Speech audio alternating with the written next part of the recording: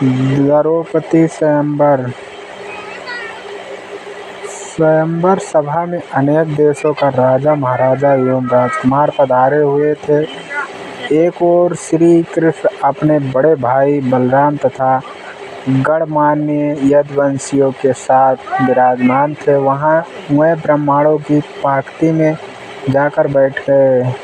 कुछ ही देर में राजकुमारी द्रौपदी हाथ में वरमाला लिए अपने भाई धृष्टद्युम्न के साथ उस सभा में पहुंची। धृष्टद्युम्न ने सभा को संबोधित करते हुए कहा, हे विविध देशों के पधारे राजा महाराजाओं एवं अन्य गणमान्य जनों, इस मंडप में बने स्तंभ के ऊपर बने हुए उस घूमते हुए यंत्र पर ध्यान दीजिए। उस यंत्र में एक मछली लटकी हुई है तथा यंत्र के साथ घूम रही है। आपको स्तंभ के नीचे रखे हुए तैल पात्र में मछली के प्रतिबिंब को देखते हुए बाण चलाकर मछली की आँख को निशाना बनाना है। मछली की आँख में सफल निशाने लगने वाले से मेरी बहन द्रौपदी का विवाह होगा। एक के बाद एक सभी राजा महाराजा एवं राजकुमार ने मछली पर निशाना साधने का प्रयास किया, किंतु सफलता हाथ न लगी और वह कांतिहीन होकर अपने स्थान में लौट आए। इन असफल लोगों में जरासंध, शल्य, शिशुपाल तथा दुर्योधन, दुशासन आदि कौरव भी सम्मिलित थे। कौरव के असफल होने पर दुर्योधन के परम मित्र कर्ण ने मछली को निशाना बनाने के लिए धनुष उठाया, किंतु उन्हें देखकर द्रौपदी बोल उठी, यह सूत पुत्र है, इसलिए मैं इसका वध नहीं कर सकती। द्रौपदी के वचनों को सुनकर कर्ण ने लज्जित होकर धनुष बाण रख दिया। उसके पश्चात ब्राह्मणों की पंक्ति से उठकर अर्जुन ने निशाना लगाने के लिए धनुष उठा लिया। एक ब्राह्मण को राजकुमार के स्वयंवर के लिए उद्यत देख वहाँ उपस्थित जनों को अत्यंत आश्चर्य हुआ, किंतु ब्राह्मणों के क्षत्रियों से अधिक श्रेष्ठ होने के कारण से उन्हें कोई रोक न सका। अर्जुन ने तैल पात्र में मछली के प्रतिबिंब को देखते हुए एक ही बाण से मछली की आँख को भेद दिया। द्रौपदी ने आगे बढ़कर अर्जुन के गले में वरमाला डाल दिया। एक ब्राह्मण के गले में द्रौपदी को वरमाला डालते देख समस्त क्षत्रियों, राजा महाराजा एवं राजकुमारों ने क्रोधित होकर अर्जुन पर आक्रमण कर दिया। अर्जुन की सहायता के लिए शेष पांडव भी आ गए और पांडवों तथा क्षत्रिय राजाओं में घमासान युद्ध होने लगा। श्री कृष्ण ने अर्जुन को पहले ही पहचान लिया था, इसलिए उन्होंने बीच बचाव करके युद्ध को शांत कर दिया। दुर्योधन ने भी अनुमान लगा लिया कि निशाना लगाने वाला अर्जुन ही रहा होगा और उसका साथ देने वाले शेष पांडव रहे होंगे। वर्णावत के लक्ष्य गृह से पांडवों के बच निकलने पर उसे अत्यंत आश्चर्य होने लगा। पांडव द्रौपदी को साथ लेकर वहां पहुंचे जहां वह अपनी माता कुंती के साथ निवास कर रहे थे। द्वार से ही अर्जुन ने पुकार कर अपनी माता से कहा, माते, आज हम लोग आपके लिए एक अद्भुत भिक्षा लेकर आए हैं। उस पर कुंती ने भीतर से ही कहा, पुत्रों, तुम लोग आपस में मिल बांट उसका उपभोग कर लो। बाद में यह ज्ञात होने पर कि भिक्षा वधू के रूप में है, कुंती को अत्यंत पश्चात हुआ, किंतु माता के वचनों को सत्य सिद्ध करने के लिए कुंती ने पांचों पांडवों को पति के रूप में स्वीकार कर लिया। पांडवों के द्रौपदी को साथ लेकर अपने निवास पर पहुंचने के लिए काल पश्चात उनके पीछे पीछे कृष्ण भी वहां पर आ पहुंचे। कृष्ण ने अपनी बुआ कुंती के चरण स्पर्श करके आशीर्वाद प्राप्त किया और सभी पांडवों से गले मिले औपचारिकताएं पूर्ण होने के पश्चात युधिष्ठिर ने कृष्ण से पूछा, हे द्वारकाधीश, आपने हमारे इस अज्ञातवास में हमें पहचान कैसे लिया? कृष्ण ने उत्तर दिया, भीम और अर्जुन के पराक्रम को देखने के पश्चात भला मैं आपको लोग को कैसे न पहचानता। सभी से भेंट मुलाकात करके कृष्ण वहाँ से अपनी नगरी द्वारिका चले गए। फिर पांचों भाइयों ने भिक्षावृत्ति से भोजन सामग्री एकत्रित कर किया और उसे लाकर माता कुंती के सामने रख दिया। कुंती ने द्रौपदी से कहा, देवी, इस भिक्षा से पहले देवताओं के अंश निकाले,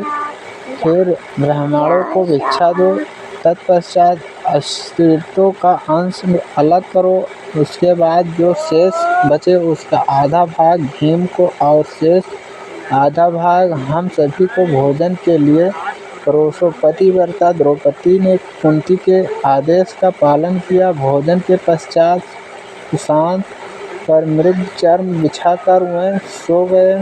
द्रौपदी माता के पैरों की ओर सोई। द्रौपदी के स्वयंवर के समय दुर्योधन के साथ द्रौपदी, धृष्टद्युम्न एवं अनेक अन्य लोगों को संदेह हो गया था कि वह ब्राह्मण पांडव ही हैं। उनकी परीक्षा करने के लिए द्रौपदी ने धृष्टद्युम्न को भेजकर उन्हें अपने राजप्रासाद में बुलवा लिया। राजप्रासाद में द्रुपद एवं भीष्म ने पहले राजकोष को दिखाया, किंतु पांडवों ने वहां रखे रत्न भूषणों तथा रत्न मणियों आदि में किसी प्रकार की रुचि नहीं दिखाई। किंतु जब वह शस्त्रागार में गए तो वहां रखे अस्त्र शस्त्र उनके सभी ने बहुत अधिक रुचि प्रदर्शित किया और अपनी सांसद के शास्त्रों को अपने पास रख लिया। उनके क्रियाकलाप से द्रौपदी को विश्वास हो गया कि ये ब्राह्मण के रूप में योद्धा ही हैं।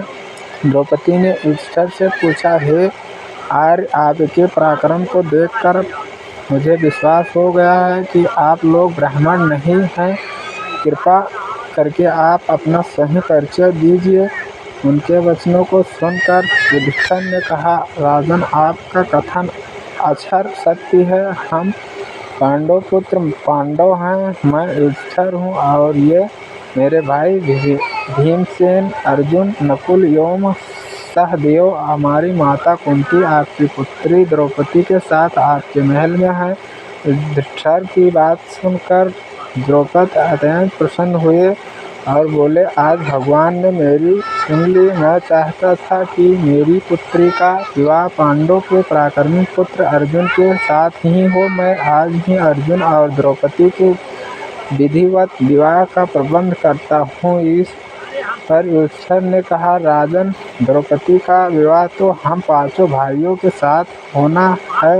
यह सुनकर द्रौपदी आश्चर्यचकित हो गए और बोले, यह कैसे संभव है? एक पुरुष की अनेक पत्नियां अवश्य हो सकती हैं, किंतु एक स्त्री के 5 पति हो, ऐसा तो न कभी देखा गया है और न सुना ही गया है। युधिष्ठिर ने कहा, राजन, न तो मैं कभी मिथ्या भाषण करता हूँ और न ही कोई कार्य धर्म या शास्त्र के विरुद्ध करता हूँ। हमारी माता ने हम सभी भाइयों को द्रौपदी का उपभोग करने का आदेश दिया है और मैं माता की आज्ञा की अवहेलना कदापि नहीं कर सकता। इस समय वहाँ पर व्यास जी पधारे हैं और उन्होंने द्रौपदी के पूर्व जन्म के तपस्या में प्रसन्न हो कर शंकर भगवान के द्वार 5 पराक्रमी प्राप्त करने के वर देने की बात बताई। वेद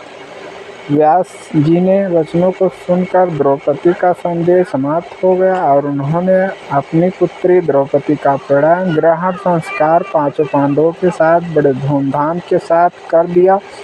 इस विवाह में विशेष बात यह हुई कि देवर्षि नारद स्वयं पधार कर द्रौपदी को प्रतिदिन कन्या रूप हो जाने का आशीर्वाद दिया। पांडवों के जीवित होने तथा द्रौपदी के साथ विवाह होने की बात तेजी से सभी ओर फैल गई। हस्तिनापुर में इस समाचार के मिलने पर दुर्योधन और उसके सहयोगी के दुख का परवाह न रहा। वह पांडवों को उनका राज्य लौटाना नहीं चाहते थे, किंतु भीमसेन, विदुर, द्रोण आदि के द्वारा धृतराष्ट्र के समझाने तथा दबाव डालने के कारण उन्हें पांडवों को राज्य का आधा हिस्सा देने के लिए विवश होना पड़ गया। विदुर पांडवों को बुला लाए। धृतराष्ट्र, द्रोणाचार्य, कृपाचार्य, विकर्ण, चित्रसेन आदि सभी ने उनकी अगवानी की और राज्य का खांडव वन नामक हिस्सा उन्हें दे दिया गया। पांडवों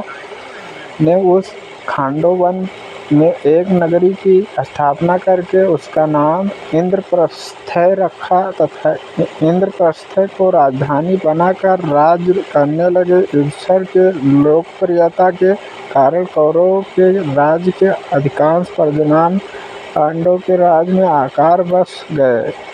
दोस्तों, वीडियो अच्छा लगे तो लाइक एवं सब्सक्राइब करें। मिलते हैं नेक्स्ट वीडियो में। जय हिंद, जय भारत।